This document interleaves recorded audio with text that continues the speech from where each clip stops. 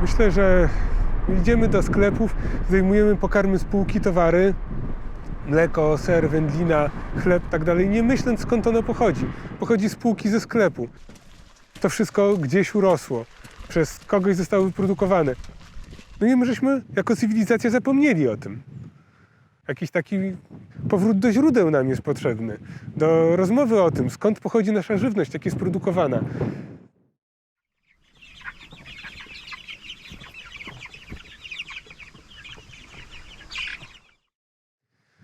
No taka, za miedzą mamy monokulturę. Wszyscy tutaj sąsiedzi moi przede wszystkim uprawiają zboża na ziarno, na paszę. Ono się cały czas opiera na nawozach sztucznych. Tu cały czas, mimo tych wysokich cen, to wszystko, cała ta wegetacja oparta jest na sztucznych nawozach. 70, może nawet więcej, może 80% zbóż, które się produkuje, to są zboża na paszę do karmienia zwierząt, którym to szkodzi, bo one są do tego nieprzystosowane, bo w naturze zwierzęta nie jedzą ziarna. Człowiek się nauczył to robić, ale to też nie jest naturalna dieta człowieka, tylko że jest super wydajna, super pożywne są zboża, super energetyczne. I one są uprawiane z ogromną stratą dla gleby. Są produkowane za pomocą sztucznych nawozów, no bo na czymś muszą urosnąć. Stosuje się sztuczne mineralne nawozy, wykopywane spod ziemi, syntetyczne. Więc ta szkoda, ta krzywda dzieje się na znacznie większym obszarze niż tylko samym zwierzętom. Zwierzętom też się dzieje, oczywiście, tym zamkniętym, chyba największa. Ale my, wprowadzając taką gospodarkę, degradujemy całe środowisko. Dlaczego zwiększa się żyzność gleby? Jak zwierzęta budują glebę? Mamy taką kępę trawy. Ona sobie rośnie. Rośnie sobie coraz wyższa, coraz wyższa, coraz wyższa. Drugie tyle, co nad górą zielonego, to jest w ziemi korzeni. Rośliny mają mniej więcej tyle korzeni, ile części zielonej. I teraz przychodzi zwierzę i robi tak. To zjada, to depcze, łamie. I jeszcze zjada, powiedzmy, część. I teraz ta trawa redukuje swój system korzeniowy, bo nie potrzebuje go takiego dużego, bo została skrócona od góry, straciła ileś tam 3/4 powiedzmy swojego aparatu asymilacyjnego i proporcjonalnie redukuje korzenie. A w tych korzeniach ma skoncentrowane cukry na później, na potem jako zapas. A cukry to są węglowodany, to są związki węgla. I te związki węgla zostają w ziemi. Zostają w ziemi. I służą za pożywkę dla całej armii mikroorganizmów, która tam w ziemi żyje. I w ten sposób rośliny odżywiają biom glebowy, który buduje żyzność i udostępnia pokarm dla tej samej trawy, która teraz ma siłę rosnąć, bo ona teraz zjada produkty metabolizmu tego biomu glebowego. I następne pokolenie trawy odrośnie silniejsze i mocniejsze. I wyższe. I wtedy przychodzi zwierzę. I znowu zjada. I cały proces zaczyna się od nowa. I te cukry znowu zostają. Za każdym razem więcej, bo ta roślina jest większa, silniejsza. Na amerykańskiej prerii trawy były tak wysokie, że pierwsi osadnicy wiązali trawy nad grzbietem konia w węzeł. Miały po 2-3 metry. I tyle samo było w głąb korzeni. I w ten sposób urosło tam miejscami do 12 metrów czarnoziemu. Leczenie klimatu i jednocześnie budowanie gleb. To jest jeden proces. Tu mam paszę dla kaczek i gęsi. Na razie one są w fazie odchowu, więc są na takiej gotowej paszy. No a potem jak będą starsze, to gęsi już będą się w ogóle pasły tylko na trawie.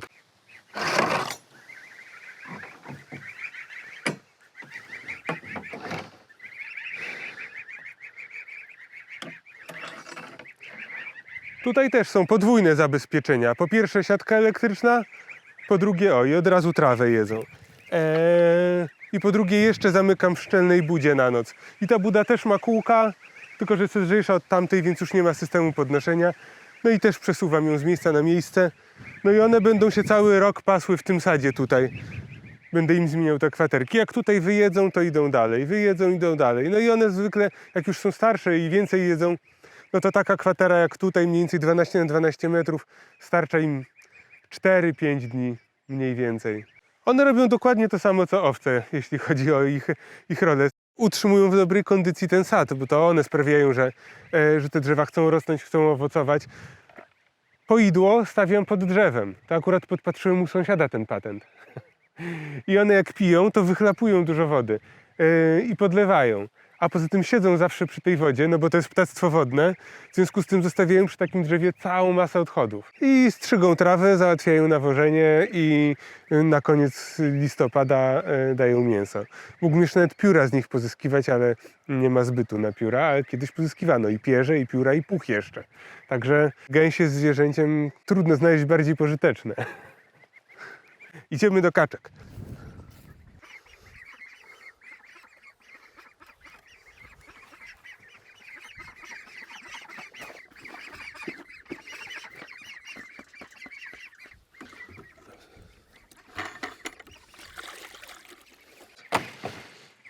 I ta klatka też ma kółka oczywiście i będziemy dzisiaj, tylko troszeczkę później, bo już jest pora, przestawimy je w następne miejsce. I ta sama idea co z owcami.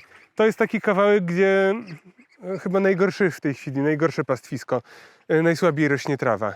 W związku z tym pasę tutaj kaczki i w przyszłym roku tu będzie najlepszy kawałek, bo wystarczy spojrzeć pod nogi, ile tu pozostaje odchodów. Poza tym one piją wodę, grzebią dołki sobie, płuczą dzioby, zakopują nasiona w ten sposób. Nasiona potem kiełkują. Każdy gatunek, każda grupa gatunków jest odpowiedzialna za dystrybucję innych substancji, innych pierwiastków. I odchody drobiu zawierają więcej wapnia, fosforu, selenu, w szczególności tych ptaków grzebiących, czyli kury, indyki. I kaczka jeszcze ma inny skład odchodów. Gęś ma te odchody trochę bardziej zbliżone, tak jak przeżuwacze. Ma najdłuższy przewód pokarmowy, najwięcej jelit, najwięcej zjada zielonego. Kaczki są większymi drapieżnikami, są nawet bardziej drapieżne niż kury chyba. Bardzo chętnie zjadają i ślimaki, i dżdżownice, i owady, nawet muchy łapią w locie. Więc też i skład ich odchodów jest troszeczkę inny.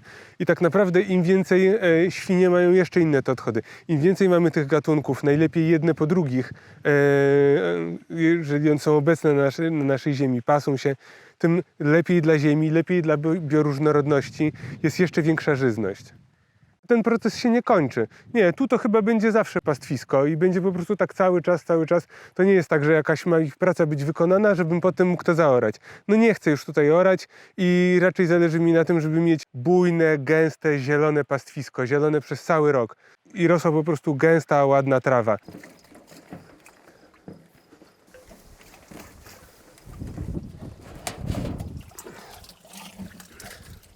A tu są kurczaki. No i tak, to jest na lisa oczywiście. Te budki mają koła i będziemy to przeciągać. Tylko poczekamy, aż trochę obeschnie, bo jest bardzo wilgotno i nie chcę ich wciągać na tą rosę, po prostu w tą wilgoć. Jak trochę poświeci słońce, patrzymy na prognozy, dzisiaj ma być ładniej, za 2 godziny, za 3, to trochę obeschnie, to przyjdziemy tutaj, zwijamy wtedy tą plecionkę z prądem. Tam się prąd odczepia, tu się zwija, z tamtej strony kółka i przestawiamy to wszystko. I oczywiście wypasam je w tym najsłabszym miejscu, bo zobacz, ile tutaj zostaje odchodów. Po 3 dniach, a to są malutkie kurczaki. Jak będą duże, 3-4 razy takie, będą więcej jadły, to taka ilość odchodów będzie po 5-6 godzinach i będę je przestawiał 2 razy dziennie. Potem, po przejściu takich klatek, to co po nich odrasta, to jest coś niesamowitego. To jest po prostu turbo boost. Przez następny miesiąc czy 2 trawa rośnie dotąd. Ciemnozielona taka. No i to będzie akurat kwaterka na jesień dla owiec. Oczywiście. I też pożywność tej trawy będzie większa, bo w ich odchodach jest cała masa i wapnia, i fosforu, i selenu na przykład, który owce potrzebują. A poza tym one robią jeszcze coś. One czyszczą pastwisko z pasożytów, wyjadają larwy owadów, jaja, jakieś formy przetrwalnikowe. Także to się przekłada bezpośrednio na zdrowotność owiec. Czy krów na przykład, jeżeli bym miał. Wszyscy widzą, że oni są zamknięci i oczywiście są dużo osób, którzy walczy o prawa zwierzęta, tak?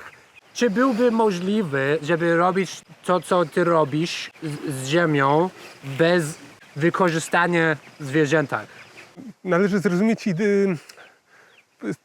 istotę procesu glebotwórczego. Robi się tak, oczywiście, na przykład niszczy się taką roślinność za pomocą maszyn.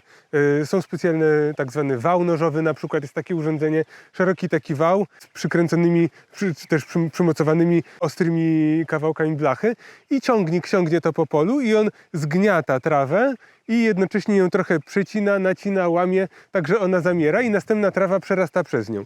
To urządzenie naśladuje działalność zwierząt, które chodzą i depczą. Część zjadają, resztę depczą i zostawiają swoje odchody. No, oczywiście ciągnik z wałem nie zostawia odchodów, więc trzeba jeszcze jakiś nawóz zastosować wtedy.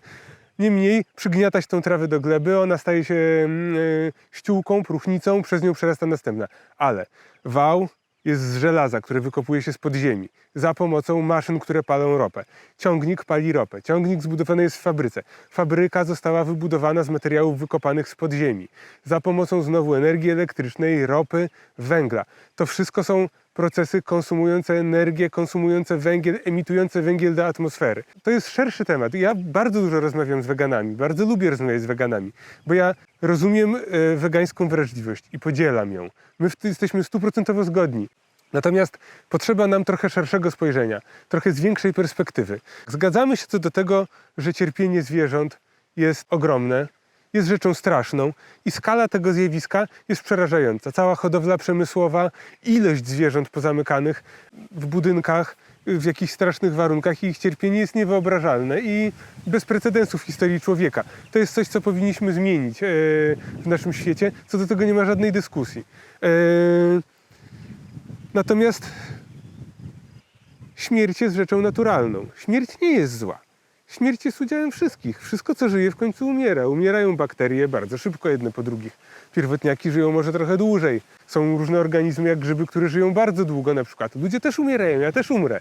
Też zostanę zjedzony. Zostanę zjedzony przez życie glebowe przede wszystkim. I wrócę do ekosystemu. Gdzieś tam, moje ciało. Duch gdzieś tam uleci, a ciało wróci do obiegu. Tak dzieje się ze wszystkimi ciałami, z całą materią organiczną. Z tym drzewem, z tą trawą, z tą koniczyną, z kurczakiem, z owcą, z krową, z dzikim bizonem, ze wszystkimi dzikimi zwierzętami. Również naturalne jest to, że wszyscy się wzajemnie zjadają. To jest coś, proces, który obserwujemy w przyrodzie. To się nazywa sieci troficzne, powiązania troficzne. Wszystko wszystkim żyje. My się wzajemnie sobą odżywiamy. Odżywiamy się roślinnością, odżywiamy się zwierzętami. Zwierzęta odżywiają się sobą wzajemnie. To też jest naturalne i to też nie jest złe. Złe jest cierpienie. Złe jest to, że my ludzie dla swojego zysku generujemy cierpienie zwierząt. I teraz, gdybyśmy wrócili do gospodarki, albo może stworzyli, bo nie wiem, czy tak naprawdę istniała taka gospodarka, która to cierpienie eliminowała, to uważam, że wszystko byłoby w porządku, bo sam akt jedzenia mięsa nie jest zły. Tak samo sam akt zabicia zwierzęcia, żeby go zjeść, nie jest zły, bo to jest coś, co się odbywa cały czas w przyrodzie. Nie możemy zaprzeć temu, że istnieje drapieżnictwo. Ono po prostu jest. Z tym, że żaden wilk nie trzyma swoich ofiar, którymi się odżywa, zamknięte w olbrzymim budynku na sztucznej paszy, odcięte od powietrza, od słońca, tylko po to, żeby mieć tego więcej. To, co ja się staram robić, oczywiście ja tego nie wymyśliłem wszystkiego, też naśladuję różnych innych ludzi o wiele mądrzejszych ode mnie. Staram się naśladować naturalne procesy. Zasadniczo jest tak, kury są zwierzętami stadnymi i zbijają się w stadka i owce również. I po co się one zbijają w te stada? To jest ich strategia obrony przed drapieżnikami. Natomiast człowiek, prowadząc hodowlę, oddziela je od drapieżników. I to jest element, którego ludzie nigdy nie rozumieli. To, że drapieżnik jest konieczny. Konieczny jest po to, żeby to zwierzę było zdrowe. Drapieżniki utrzymują stada roślinożerców pod nieustanną presją, okrążając je i cały czas wyszukując najsłabsze sztuki.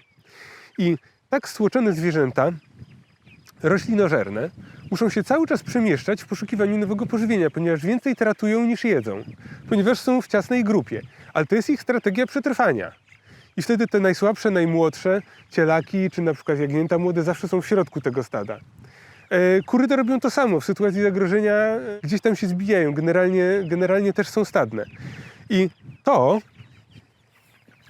jest nasz drapieżnik. I to też jest nasz drapieżnik, ponieważ my mamy ogrodzenia i nie pozwalamy drapieżnikom otaczać ich i przeganiać z kwatery na kwaterę i utrzymywać ich w ciasnych stadach w stanie takiego skupienia. No bo drapieżnik zje to, co my hodujemy i cały nasz trud pójdzie na marne. I to jest coś, czego my nigdy nie rozumieliśmy, bo ludzie zwierzęta wypuszczali luzem i one tak sobie się pasły i doprowadzały do degeneracji pastwisk i całych siedlisk. A dlaczego tak się działo? Ponieważ trawa, to co ja mam pod stopami, cała ta roślinność, ona ewoluowała i koniczyna, i trawy, ale przede wszystkim trawy, ewoluowały razem z tymi zwierzętami, jako cały system, a nie oddzielnie, przez miliony lat. I my nie wymyślimy nic lepszego niż to, co się kształtowało przez tyle czasu w wyniku różnych procesów. I trawa, żeby rosła bujna, musi być zgryzana, bo jeżeli się ją zostawi niezgryzioną, niezdeptaną, to ona się wykłosi, uschnie, utleni się. W procesie utleniania dwutlenek węgla, ten węgiel z tych tkanek, dostaje się do atmosfery. Potem bardzo często spłonie w wyniku pożaru i znowu jest z tego emisja dwutlenku węgla, a nasiona raczej ciężko jest im się obsiać, ponieważ wszędzie jest sucho i upadając na ziemię pomiędzy tymi suchymi trawami leżą na powierzchni suchej gleby i nieprzykryte są, nie mają warunków do kiełkowania. Natomiast kiedy przychodzi zwierzę, to tak, po pierwsze zgryza tą trawę i pozwala jej znowu na odrost pięknej zielonej masy.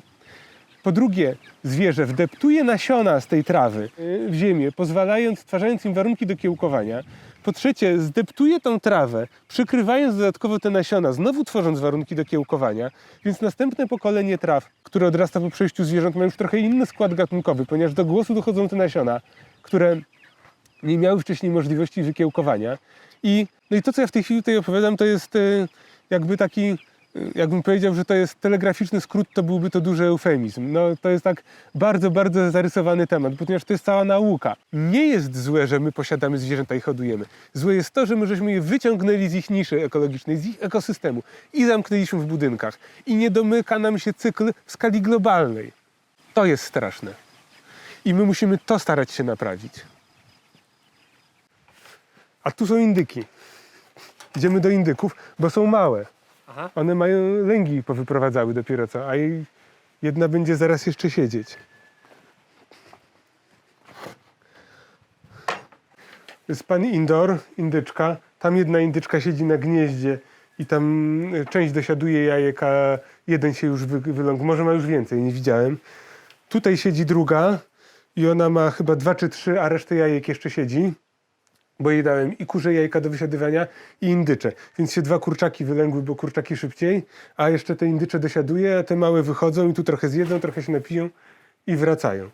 No i tu im daje zielone i trochę mają ziarna.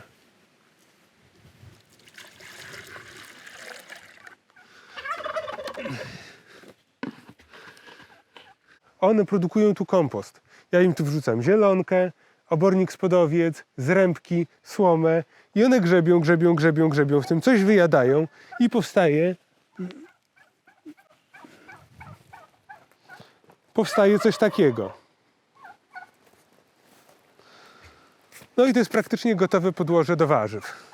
W ogóle jest życie potrzebne, żeby wytworzyć żyzność. Potrzebne są duże zwierzęta na górze, drobne zwierzęta na powierzchni ziemi. Potrzebne są nornice, potrzebne są krety, potrzebne są dżdżownice, wszystkie ich gatunki, bo mamy w Polsce około 50 gatunków dżdżownic. To wszystko jest potrzebne. Potrzebne są bakterie glebowe, potrzebne są pierwotniaki, potrzebne są algi glebowe, grzyby są bardzo potrzebne. Wszystkie te organizmy biorą udział w przetwarzaniu materii organicznej i tworzeniu się tego, co nazywamy kompostem. Kompost to jest materia organiczna na różnym etapie dekompozycji. I od słowa dekompozycja powstało słowo kompost. Ale to nie jest tak, że tylko dżdżownice są nam potrzebne. Różne organizmy są nam potrzebne. I ten indyk, który w tym grzebie, też jest potrzebny. Tutaj odbywa się produkcja kompostu, produkcja jajek, a tutaj, chodź zobaczysz coś, siedzą 2 kury na jednym gnieździe. I tu je wypuszczamy teraz. To jest szczelnie zamknięte, od dołu jest blacha, żeby tutaj żaden tchórz, lis, kuna nie miał dostępu do tego. Także na noc są bezpieczne, zamykane. Nie, one same wchodzą. Jak się robi ciemno, to one tam wchodzą. One się przyzwyczajają do kurnika. Kury mieszkają w tym samym miejscu, przyzwyczajają się zawsze na tej samej grzędzie, zawsze w tym samym miejscu. Tak samo gniazdo zawsze to samo. Potrafią chodzić gdzieś nawet daleko, ale zawsze na noc wracają. Jakbym mnie wypuszczał, no nie wypuszczam ich, bo boję się, że poginą. Jakiś lis je zaraz gdzieś dopadnie albo ptak drapieżny. Siedzą tutaj i tu im przywożę po prostu materiał do grzebania, żeby mogły w pełni rozwinąć swój behawior. No bo tak się mówi, że my nie wiemy, jaką świadomość mają zwierzęta. Są różne poziomy świadomości. Więc co oznacza szczęście dla takiej kury? Przyjmuje się, że szczęście zwierzęta osiągają wtedy, kiedy mogą w pełni rozwinąć swój behawior, swoje naturalne zachowanie. Czyli mogą się swobodnie rozmnażać, swobodnie korzystać ze słońca, jeść naturalną paszę, odbywać swoje wszystkie rytuały godowe i wieść takie życie, do jakiego są przystosowane. W pełni rozwinąć cały zestaw, całe spektrum swoich zachowań. Więc kury generalnie grzebią. No i dlatego jest kogut. One się tutaj rozmnażają swobodnie. Ja im tego w żaden sposób nie ograniczam. Kogut mieszka z nimi cały czas. Przywożę im tu materiał wszelki do grzebania, żeby mogły to jeść, mogły z tego sobie wygrzebywać. Oczywiście, jeżeli tu jest taka duża ilość tej materii zwożona, to tutaj migrują z okolicy dżdżownice do tego, które stają się dla nich pokarmem, najlepszym możliwym. Na tym są oczywiście owady, są muchy, one to wszystko jedzą, no i dokarmiam je trochę pszenicą.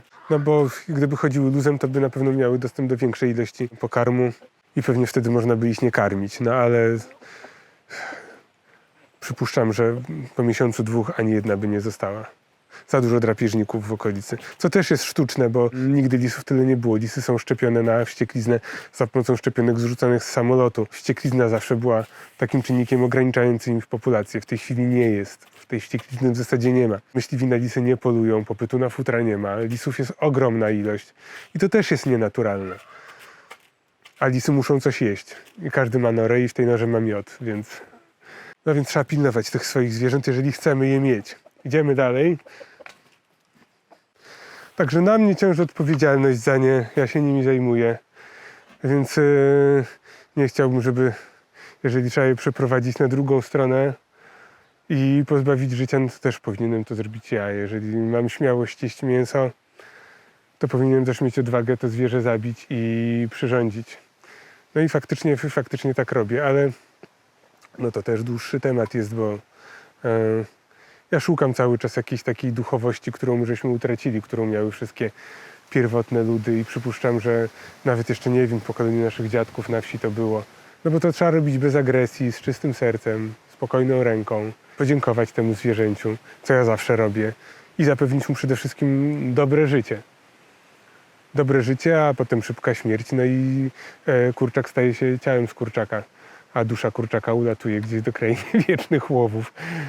Tak jak Indianie w takie rzeczy wierzyli na przykład, ale i Słowianie tak samo i wszystkie ludy pierwotne. I od razu idzie składać jajko rano. Dajcie nam like, komentujcie, udostępniajcie, subskrybujcie, bo będzie więcej takich filmów.